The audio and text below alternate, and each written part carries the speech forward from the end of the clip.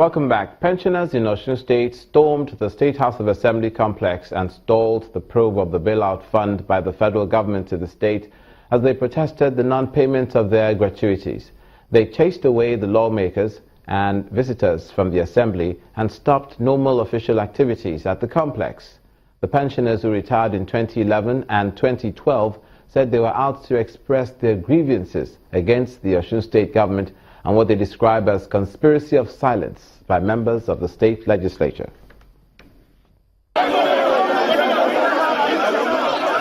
Pensioners and civil society groups barricade the main entrance of the Osun State House of Assembly, locking the lawmakers out of the premises. For months now, the pensioners and the state government have been at loggerheads over non-payment of gratuities and arrears. They're accusing the lawmakers of complicity in the poor management of the state and its finances by the present administration. They are not representing us well. When Governor Rauf diverted that money, we came to this house, we had series of meetings with the Speaker of the House. Nothing came out. ICPC indicted Governor Aregbesola. Speaker and all his BP member didn't raise any finger, any eyebrow. The protesters also organized a mock at the Assembly complex where they impeached the state governor, Rauf Aregbesola, and the leadership of the State Assembly. I suggested that we should snatch the government from the hand of Aregbesola, and you agree or you don't agree? However, all the claims were denounced by the lawmakers. We know that the money is inadequate to fund the expenditure of government. So there is nothing anybody can do except if the revenue of the state is increased to the level that can bring a comfort to everybody.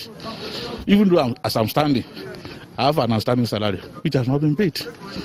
The pensioners also alleged that the state government misappropriated the 39 billion naira bailout fund given by the federal government. They are telling lies. No response at all of any issue. Seeing what happened about 2 weeks ago is enough for them to wade in and see what they can do to solve the problem. If they do not have a letter, that's not my business.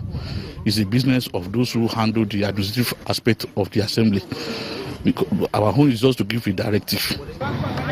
As the tension continues, the pensioners have vowed to return to the House of Assembly if nothing is done to resolve the issues raised. Over 4,000 students in Cross River State will benefit from an educational scholarship instituted by a senator representing the Central Senatorial District in the state. The beneficiaries of the Education Support Fund range from JAMB candidates, undergraduates and postgraduate students. They were presented with their checks by Senator John Eno at Ikom local government area. Education, they say, is the bedrock to development. But the economic hardship being witnessed by many families in Nigeria has left many students with the difficult decision of dropping out of school as they can no longer pay school fees. Hope is on the horizon for youth from the Central Senatorial District of Cross River State, as they've been invited to participate in a scholarship scheme worth millions of naira. The scholarship is being awarded by Mr. John Eno, representing the Cross River State Central Senatorial District at the Senate. He says the gesture is born of the desire to encourage students who have the zeal to study but don't have the resources. If I receive 100 text messages in a day, about 90% of them are from students asking for one form of assistance or the other. So I started appreciating that early, that I needed to put some kind of program in place to reach out for all those that are in need as much as possible, but who don't necessarily have a chance to get at me in terms of the request that they wanted to make. The beneficiaries are grateful for the privilege to complete their education. At this particular point in time, I need this money more because of my research work, my seminar work, and my coursework.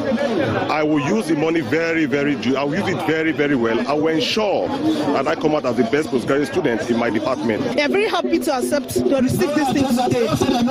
My promise to the other ones is that they should work towards it. For them to have this opportunity to receive from him again, next time he's going to give this kind of opportunity. With the recession biting hard on parents and guardians, it's believed that this gesture will go a long way towards aiding the educational demands of the youth.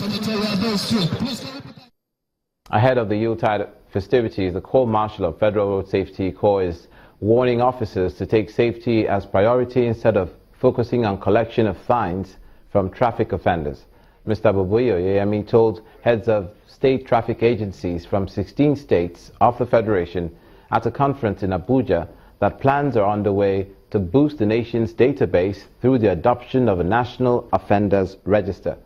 The FRSC chief explained that these reforms are targeted at tackling lawlessness and achieving a 35% reduction in road crashes by the year 2018. Let me entreat at this junction that even though the fines regimes are necessary instruments to curtail road traffic excesses, revenue generation should not be the foremost priority of any traffic agencies in place of safety. Also, there's always the booby trap of territorial conflicts among states in enforcement, malpractices, unnecessary competitions, and other untoward practices. This should not be allowed to take root, and all these factors should be approached empirically. If you have crane or recovery vehicle that can be used by Edo State, for goodness sake, let's save a life.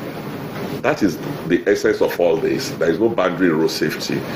The success would be the nation has been able to reduce crashes, removal of obstruction. So on Lagos Ibadan for now, construction is going on, and the construction company has promised that for the end of the year patrol, they will open up some sections of the road. And the most important thing we've told the road users is that they need to plan the journey. Before, toll gate to toll gate is 107 kilometers, under 1 hour 5 minutes to get there. But now, add 1 more hour, the cost construction is going on. Don't expect to be free. This time next year, the road will have been much better. And here's to a road crash-free Yuletide season in 2016. That's it on News Across Nigeria. Thanks for watching. I'm Olumide Macaulay.